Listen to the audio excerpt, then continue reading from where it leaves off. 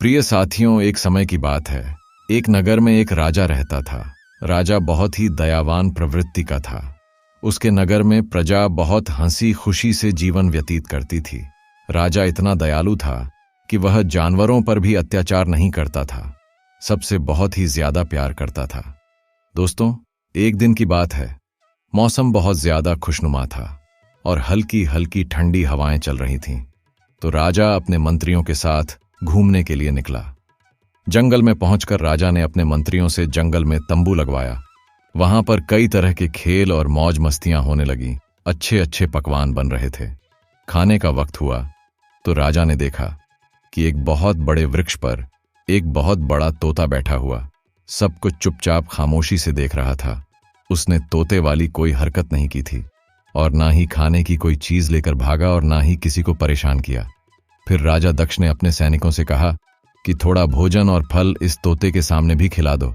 सैनिकों ने कुछ फल और रोटी उस तोते के सामने पत्थर पर रख दी। तोता वृक्ष से नीचे उतरा और एक पत्थर पर कलम से कुछ लिखने लगा। फिर उससे वह राजा की तरफ इशारा करने लगा। तो राजा दक्ष तोते के पास आया और राजा ने पत्थर की तरफ देखा तो पर लिखा हुआ था कि मैं ऐसे भोजन ग्रहण नहीं करूंगा।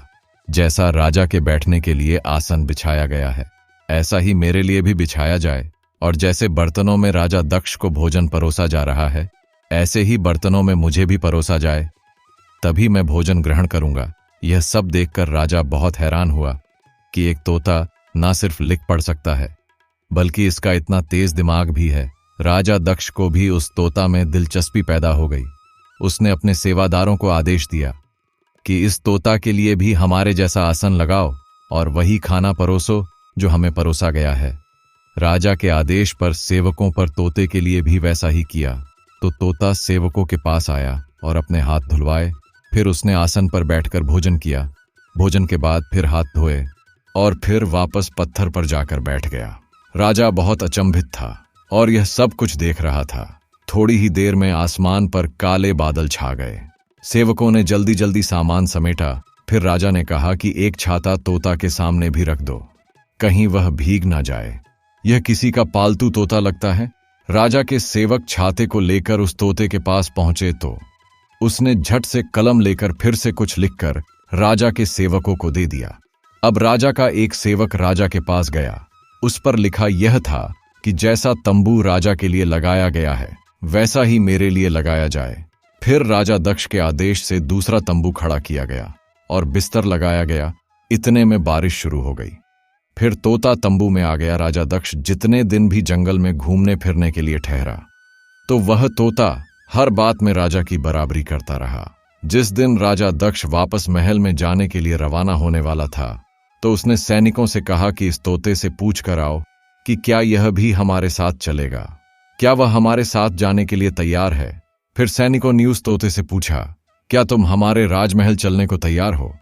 तो तोते ने इशारे इशारे से हां भर दी। दोनों राजमहल पहुंच गए। फिर राजा दक्ष ने कहा, बाहर जो नौकर नौकरानी के घर हैं, उनमें से एक मकान में तोते को छोड़ दिया जाए। तोते को अब कागज की कलम दे दिया गई थी।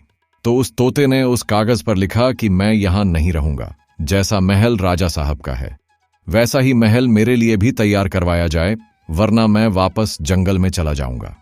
राजा दक्ष का एक और महल था, जहां वह गर्मी के मौसम में रहा करता था।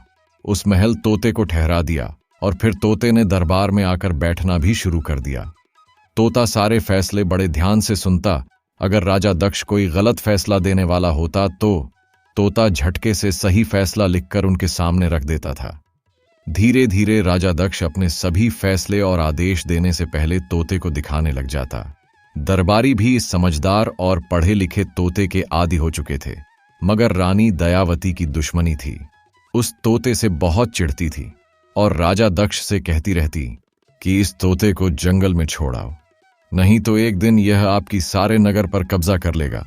हमारे तो कोई पुत्र भी नहीं है जो हमारी सहायता करे। यह तोता तो आपको हटाकर खुद सिंहासन पर बैठ जाएगा।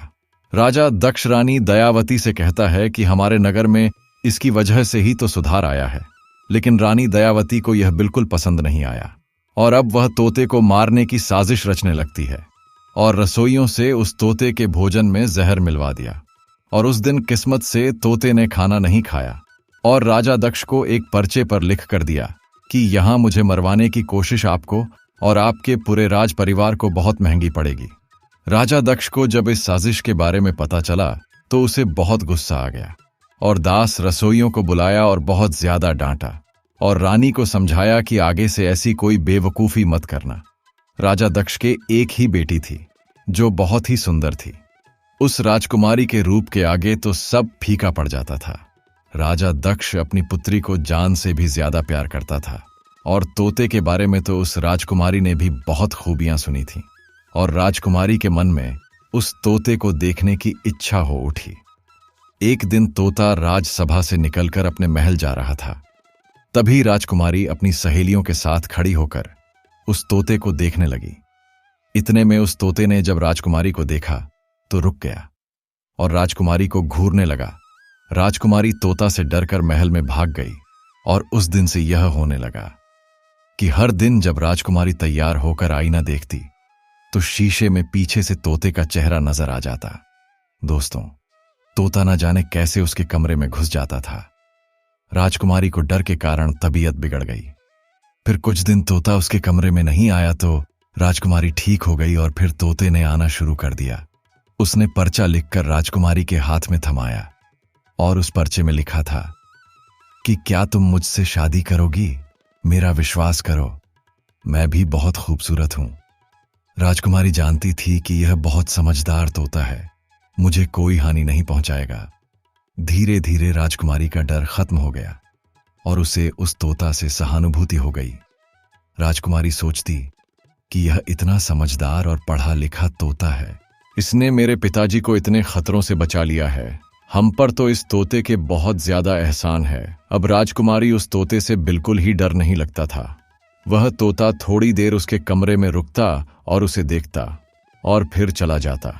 यह बात रानी दयावती के कानों में जा पहुंची तो उसने सारा महल सर पर उठा लिया और तोते को खूब बुरा भला कहा और राजा दक्ष के पास जाकर रोना धोना कर दिया और कहने लगी, अब तो जिद हो गई। आपका वह तोता आपकी जीव से ज्यादा प्यारी पुत्री के पीछे पड़ गया है। या तो आप इसे निकाल दो या फिर मैं जहर खा लूंगी। मैं तो परेशान हो गई हूं। राजा ने राजकुमारी को बुलाकर पूछा, क्या तुम्हें यह तोता परेशान करता है? राजकुमारी ने सारी बातें सच सच बता दी और कहा कि पहले मुझे इस तोते से बहुत ज्यादा डर लगता था, लेकिन अब नहीं लगता। पता नहीं कौन है ये और इस पर क्या मुसीबत है। राजा को विश्वास हो गया कि चलो, राजकुमारी की जान को कोई खतरा नहीं। लेकिन फिर उसको यह बात पसंद नहीं आई कि तोता इस तरह से राजकुमारी के कक्ष में प्रवेश करे। उन्होंने उस तोता से बात करने का फैसला किया। अगले दिन राजा दक्ष तोते के महल में पहुंचा। तोता बगीचे में घूम रहा था। राजा दक्ष ने तोता से कहा, देखो, मैं नहीं जानता कि तुम कौन हो, लेकिन आज तक मैंने तुम्हारी हर बात मानी है। तुम्हें अपनी बराबरी का दर्जा दिया है, जो शायद कोई दूसरा राजा अपने नगर में सहन नहीं कर सकता। लेकिन अब तुमने मेरी पुत्री को परेशान करना शुरू कर दिया। यह मुझे बिल्कुल पसंद नहीं है। इससे पहले कि मैं कोई गलत कदम उठाऊं, तुम इस हरकत से बाहर आ जाओ और सुधर जाओ। तोते झट से महल में से कागज और कलम लाया और लिखने लगा। फिर उसने लिखकर राजा दक्ष को दे दिया। उसमें लिखा था कि मैं आपकी पुत्री से विवाह करना चाहता हूं और आपको विश्वास दिलाता हूं कि मैं आपकी पुत्री को हमेशा खुश रखूंगा। उसे कभी किसी चीज की कमी नहीं होगी। राजा हैरान रह गया। अपनी इतनी सुंदर सी राजकुमारी का विवाह इस तोते से, यह तो कभी नहीं हो सकता। उन्होंने साफ कह दिया कि ऐसा कभी नहीं हो सकता। तोते ने राजा की कमर से तलवार निकालकर तान ली और दूसरे हाथ से लिखा कि अगर आपकी जिंदगी में यह मुमकिन नहीं है तो फिर मरने के लिए तैयार हो जाइए। आपको मारकर मैं आपकी पुत्री से विवाह कर लूंगा। आपने मेरे ऊपर एहसान किया, मुझे इस महल में रखा, इसलिए मैं आपके खून से अपने हाथ नहीं रंगना चाहता। राजा दक्ष को अपनी मौत सामने नजर आई तो वह बोला, मैं सोचकर जवाब दूंगा। तोते ने लिखा, जो कुछ भी हो, लेकिन वह जवाब हाँ में होनी चाहिए। राजा बेचारा महल में वापस आ गया। अब वह बहुत दुखी था। एक तरफ पुत्री थी और दूसरी तरफ उसकी अपनी जिंदगी। उसकी जिंदगी में वह क्या करता क्या ना करता, उसने सारी रात टहलते गुजारी, लेकिन रानी दयावती को उसने कुछ भी नहीं बताया। वह जानता था कि वह महल सर पर उठा लेगी, कहेगी कि तुम इसे लाए ही क्यों थे। सुबह हुई तो वह फैसला कर चुका था कि वह कभी अपनी पुत्री का विवाह इस तोते से नहीं करेगा। अपनी पुत्री को किसी तोता से शादी करने के बजाय वह अपनी जान दे देगा। इतना सोचकर वह राजकुमारी के पास गया और उसे समझाने लगा कि कल अगर उसे कुछ मुझे हो जाए तो उसे क्या करना चाहिए, अपनी माता को कैसे संभालना है और राजपाट को कैसे संभालना है और नगर के कामों को कैसे देखना है, कौन कौन लोग उसकी मदद कर सकते हैं। राजकुमारी ने अपनी आंखों में आंसू भरकर कहा कि पिताजी, आज आप कैसी बातें कर रहे हैं। राजा दक्ष ने राजकुमारी को समझाया और बोला, पुत्री, वह तोता मेरी जान के पीछे पड़ गया है। कहता है या तो मैं तुम्हारी शादी उससे करा दूं या वह मुझे जान से मार डालेगा। मैं आज उसको साफ जवाब दे दूंगा और शायद वह तुरंत ही मुझे मार दे। तुम अपनी मां के साथ अंदर छुप जाना और उस वक्त तक मत निकलना जब तक वह तोता मायूस होकर यहां से चला ना जाए। राजकुमारी कहने लगी, पिताजी, आपकी जान इतनी बेकार नहीं है। आप सिर्फ मेरे पिता ही नहीं हैं बल्कि इस नगर के राजा भी हैं। आप जाकर तोते से रिश्ते के लिए हां कर दीजिए। अगर मेरी किस्मत में यही लिखा है तो वह आपके मरने के बाद भी होकर रहेगा। राजा मान गया, लेकिन उसका मन परेशान था, लेकिन वह मजबूर था। फिर वह तोते के पास जाता है और विवाह के लिए हां बोल देता है। तोता बोला, राजन, आप विवाह की तैयारी कीजिए। रानी के कान में जब यह बात पहुंची तो उसने सारा महल सर पर उठा लिया। बहुत रोई, मरने की धमकियां दी, बाल नोचे, कपड़े फाड़े, लेकिन होने को कौन टाल सकता है। शादी वाले दिन राजा ने रानी को एक कमरे में बंद कर दिया और इधर उसकी शादी हो गई। राजकुमारी विदा होकर तोते के महल में चली गई। उसकी विदाई हो गई तब उसकी की मां को बाहर निकाला गया। अगले दिन सुबह जब राजकुमारी महल में आई तो बहुत ज्यादा खुश थी। जैसे ही रानी दयावती ने अपनी पुत्री को देखा तो वह बहुत ही ज्यादा रोने लगी। लेकिन राजकुमारी ने कहा, माता जी, अब रोने धोने से कोई फायदा नहीं। जो मेरी किस्मत में जो था वह हो गया। मैं बहुत ज्यादा खुश हूं। रानी ने कहा, पुत्री, क्या तुम उस तोते के साथ खुश हो? राजकुमारी बोली, हां, मैं बहुत ज्यादा खुश हूं। अब रोना धोना बंद करो। राजकुमारी दिन में अपने बाप के महल में रहती थी और रात को अपने महल में चली जाती। पुत्री को खुश देखकर राजा दक्ष भी खुश हो गया था, लेकिन उसकी माता को यह बात किसी तरह हजम नहीं हो रही थी कि उनकी पुत्री एक तोते के साथ कैसे खुश है। एक दिन मां ने जानकारी निकालने की ठान ली। रात में रानी भेज बदलकर तोते के महल की तरफ निकल गई। रोज तोता अपने महल का दरवाजा अंदर से बंद कर लेता था। उस दिन से पता नहीं कैसे उस दिन महल का दरवाजा खुला रह गया। रानी छुपके से अंदर घुसकर देखा कि राजकुमारी के कमरे का दरवाजा बंद था। अंदर से हंसने बोलने की आवाजें आ रही थीं, किसी मर्द के बोलने की आवाज भी आ रही थी। फिर रानी ने ताले के छेद से अंदर झांक कर देखा। अंदर राजकुमारी के साथ एक खूबसूरत सुंदर राजकुमार जैसा नौजवान बैठा था।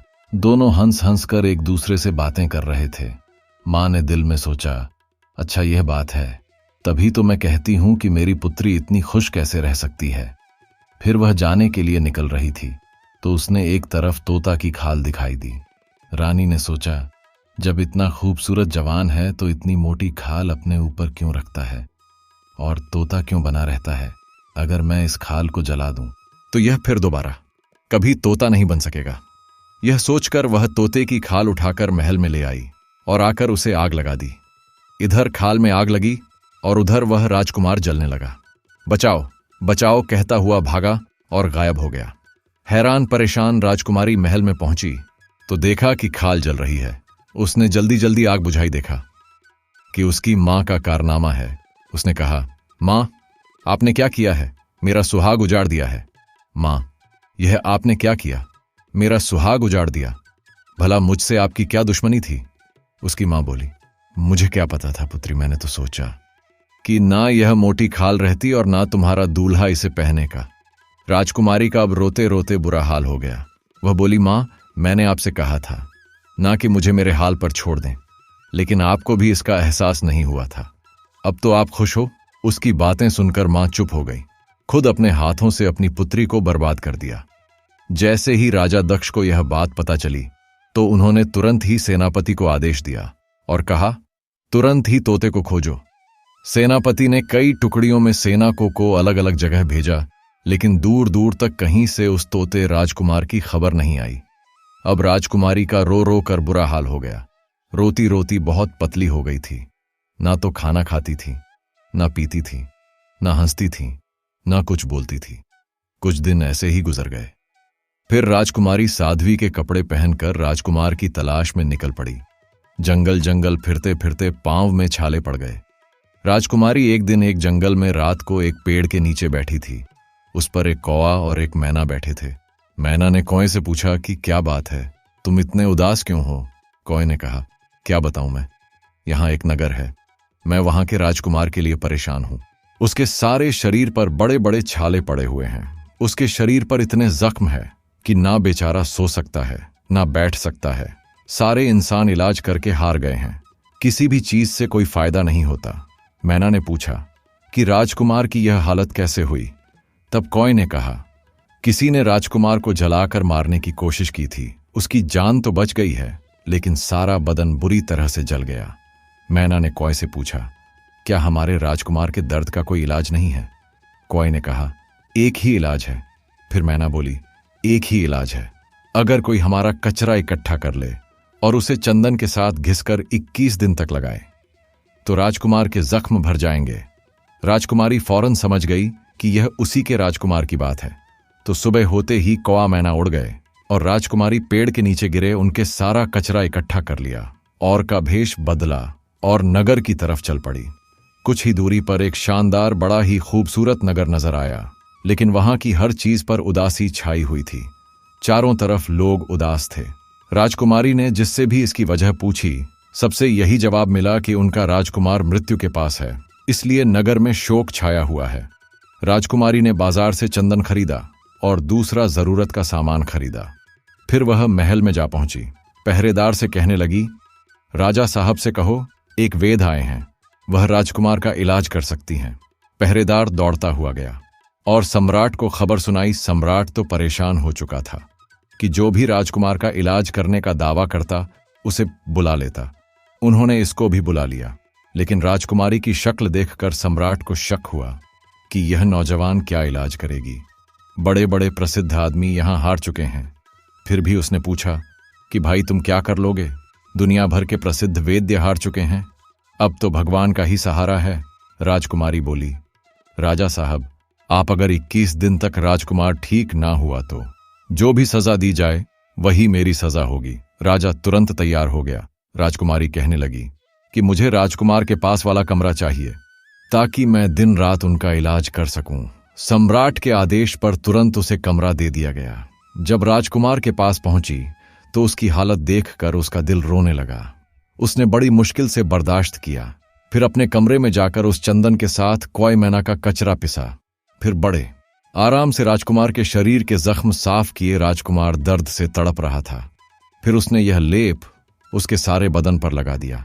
राजकुमार के सारे शरीर के जख्मों से पड़ गए थे। न जाने कितने दिनों के बाद उसकी आंख लग गई। राजा के पास जब यह खबर पहुंची, उन्होंने यह आदेश दिया कि इस वैद्य का हर तरह से ख्याल रखा जाए। राजकुमारी ने राजकुमार की सेवा में अपने दिन रात एक कर दिए और राजकुमारी उसके जख्मों को साफ करती, सुबह शाम दवा का लेप कर देती। 1 हफ्ते में ही राजकुमार को इतना फायदा हो गया कि वह अपने आसपास की चीजों पर ध्यान देने के काबिल हो गया। पगड़ी और दाढ़ी में उन्हें यह वैद्य कुछ जाना पहचाना लगा, लेकिन याद नहीं आया कि कहाँ देखा था। वह उसके सामने बहुत कम बोलती थी। महीने भर में राजकुमार के जख्म पूरी तरह से भर गए, लेकिन अब भी खाल कच्ची थी। वैसे भी तोता मैना ने 21 दिन के इलाज की बात की थी, तो राजकुमारी इसी तरह उसके जख्मों पर मरहम लगाती रही। राजकुमार उसकी सेवा का दिल से तारीफ करता था और राजा ने तो उसको बहुत भारी पदनाम देने की तैयारियां कर रखी थीं। लेकिन हुआ कुछ यह कि 21वें दिन की दवाई उसने राजकुमार के शरीर पर लगा दी और किसी से कुछ कहे सुने बगैर महल से निकल गई और सीधे अपने नगर के लिए रवाना हो गई। अब उसने राजकुमार से उसकी अंगूठी जरूर मांग ली थी, लेकिन उसे यह पता नहीं चला कि वह चली जाएगी। इधर महल में राजकुमार की सेहत और अच्छे हो जाने की जश्न की तैयारियां जोर शोर से चल रही थीं, लेकिन वैद्य का कहीं पता नहीं था। राजकुमार परेशान था और राजा भी बहुत ज्यादा हैरान था कि कैसा वैद्य था, अपनी मेहनत का एक पैसा लिए बिना ही चुपचाप यहां से चला गया। और न कोई इनाम मांगा। फिर ठीक हो जाने के बाद राजकुमार को अपनी नई नवेली दुल्हन की याद आई। अभी उनके विवाह के कुछ दिन ही गुजरे हुए थे कि यह मुसीबत आ गई। वह जानता था कि उसकी इस हालत की जिम्मेदार उसकी सांस थी, लेकिन उसने यह बात किसी को नहीं बताई थी। एक दिन वह अपने पिता की इजाजत लेकर शिकार के बहाने निकला। शिकार के बहाने से निकला और सीधा अपने ससुराल चला गया। फिर वहां के मंत्री ने उनका आदर सत्कार किया गया और राजा को सूचना दी। राजा दक्ष अपनी पुत्री के दुख में समय से पहले ही बूढ़ा हो गया था। राजा दक्ष ने पूछा, बेटा तुम कौन हो और कहाँ के राजकुमार हो? मैंने तुम्हें पहचाना नहीं। राजकुमार ने कहा, आप भले मुझे ना पहचाने, लेकिन मैं आपको कैसे भूल सकता हूं? आपका मुझ पर एहसान है। मैं वही तोता हूं जिसे आपने अपनी बराबरी का दर्जा दिया था और अपनी पुत्री से मेरा विवाह किया था। राजा उस खूबसूरत राजकुमार को देखता रह गया। कहां वह तोता और कहां यह राजकुमार? उसने हैरान होकर खुशी से पूछा, लेकिन यह कैसे संभव है? राजकुमार ने कहा कि मैं अपनी कहानी आपको बाद में सुनाऊंगा। अब क्या मैं अपनी पत्नी से मिल सकता हूं? राजा ने कहा, वह अब भी उसी महल में रहती है जहां तुम रहते थे। उसने तो अपनी दुनिया ही छोड़ दी है। तुम वहां जा सकते हो। फिर राजकुमार सीधा अपने महल में आ गया। राजकुमारी बैठी थी। राजकुमारी का सुंदर सा चेहरा मुरझाया हुआ था। रो रो कर आंखें सूख गई थीं। राजकुमार को अपने सामने खड़ा देखकर उसे विश्वास ही नहीं हुआ। राजकुमार ने कहा, हां राजकुमारी, तुम्हारा प्रेम मुझे यहां खींच लाया। तुम्हारी मां ने तो मुझे मारने में कोई कसर नहीं छोड़ी थी। मेरे शरीर में बड़े बड़े छाले से भर गया था। मेरे बचने की कोई उम्मीद नहीं थी। राजकुमारी ने पूछा, फिर आप ठीक कैसे हुए? राजकुमार ने कहा, एक वैद्य मेरे पास आया, 21 दिन मेरे जख्मों पर मरहम लगाया और मेरी ऐसी सेवा की कि कोई किसी की नहीं करता। राजकुमारी ने पूछा, अच्छा, तब तो आप लोगों ने उसे खूब सामान दिया होगा और उसे मालामाल कर दिया होगा। राजकुमार बोला, नहीं, हैरानी की बात तो यही है कि केवल मेरी एक अंगूठी के उसने कुछ नहीं लिया और बगैर किसी को कुछ बताए चुपचाप कहीं चला गया। राजकुमारी ने अंगूठी दिखाते हुए पूछा कि क्या यही अंगूठी थी? राजकुमार ने कहा, हां, मगर तुम्हारे पास कहां से आई? राजकुमारी कहने लगी, वह मैं ही थी। तो फिर उसने सारी बातें उसे बता दी और वह कपड़े दिखाए जो वह वेद्य के भेष में पहनती थी। राजकुमार की तो खुशी की ठिकाना नहीं था। वह बोला कि मैं खुशकिस्मत कि मुझे तुम जैसी पत्नी मिली। मां ने जान लेनी चाहिए थी, लेकिन बेटी ने जान बचा ली। राजकुमार बोला, तुम्हारी मां ने तो कोई कसर नहीं छोड़ा था मुझे मारने में। राजकुमारी बोली, मेरी मां भी आपकी दुश्मन नहीं थी।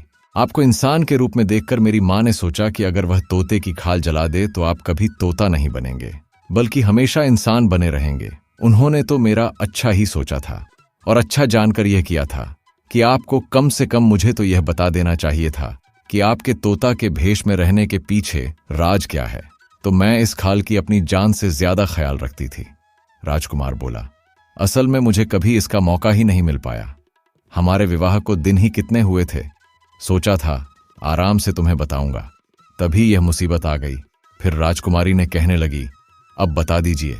फिर राजकुमार ने कहना शुरू किया और बोला, राजकुमारी, यह तो तुम जान ही गई हो कि मेरे पिता भी राजा हैं और मैं उनकी एक ही संतान हूं। राजकुमार होने की वजह से मेरी जवानी का वक्त घूमने फिरने और शिकार करने में गुजरता था। करीब साल भर पहले की बात है। मैं अपने सैनिकों के साथ शिकार करने के लिए निकला। जंगल में मुझे एक बहुत ही खूबसूरत खरगोश नजर आया। मैंने ताक कर तीर चलाया, लेकिन वह मेरी नजरों से ओझल हो गया। मैंने जब उसका पीछा किया तो मैं अपने साथियों से भी बिछड़ गया और बहुत दूर निकल आया।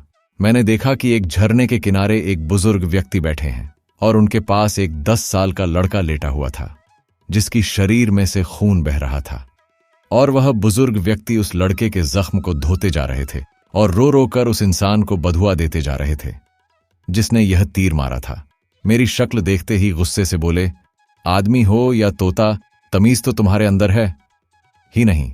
यह उनके कहने की देर थी कि मैं तोते में बदल गया। उन्होंने कहा कि जा और जंगल जंगल भटकता रह, फिर कोई ठिकाना नहीं मिलेगा तुझे। उनकी बधुआ से और अपनी हालत से मैं ना परेशान हुआ। उनके पांव पकड़ लिए और रोने लगा। मेरी हालत देखकर उस लड़के को मुझ पर तरस आ गया। उसने बूढ़े व्यक्ति से कहा कि जब इस इंसान ने अपनी गलती मान ली तो उसे माफ कर देना चाहिए। यह भी शर्मिंदा है, इसे माफ कर दीजिए और दोबारा इंसान बना दीजिए। लड़के ने तो उसे बोले, देख इससे सीख कि तूने इसे जख्मी किया और यह तेरी सिफारिश कर रहा है।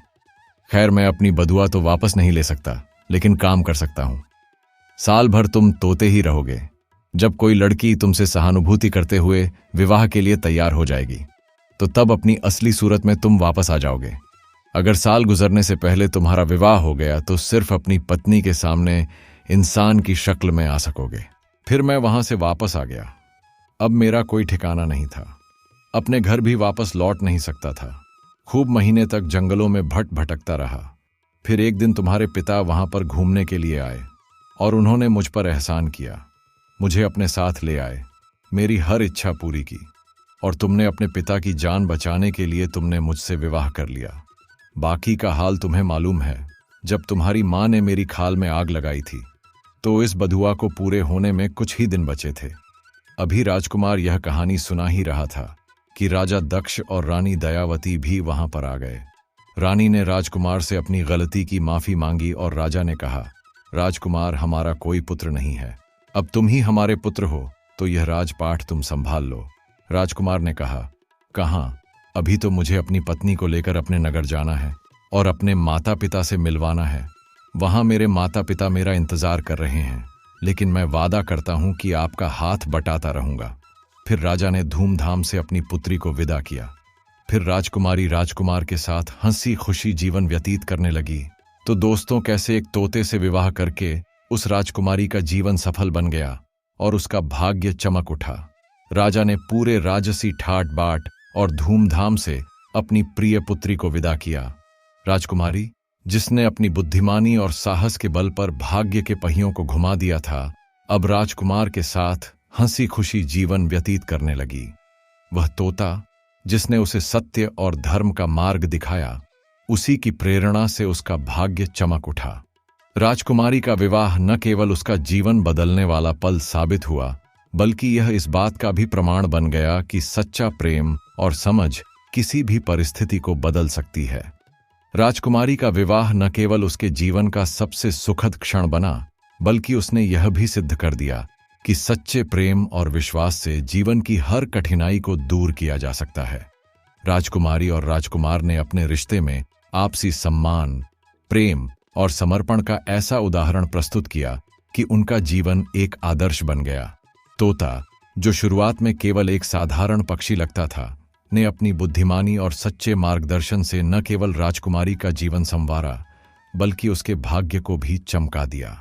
कहानी हमें सिखाती है कि कभी कभी भाग्य अजीब रूपों में हमारे सामने आता है, और अगर हम उसे समझने और स्वीकारने का साहस रखते हैं तो जीवन में सुख और सफलता निश्चित है।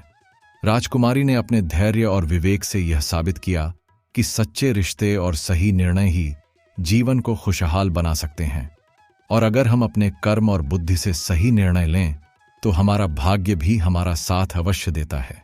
प्रिय साथियों, अगर आपको हमारा यह वीडियो पसंद आया हो तो प्लीज़ हमारे इस वीडियो को लाइक करें, ज़्यादा से ज़्यादा लोगों को शेयर करें और हमारे चैनल को सब्सक्राइब करें। धन्यवाद। जय श्री कृष्णा राधे।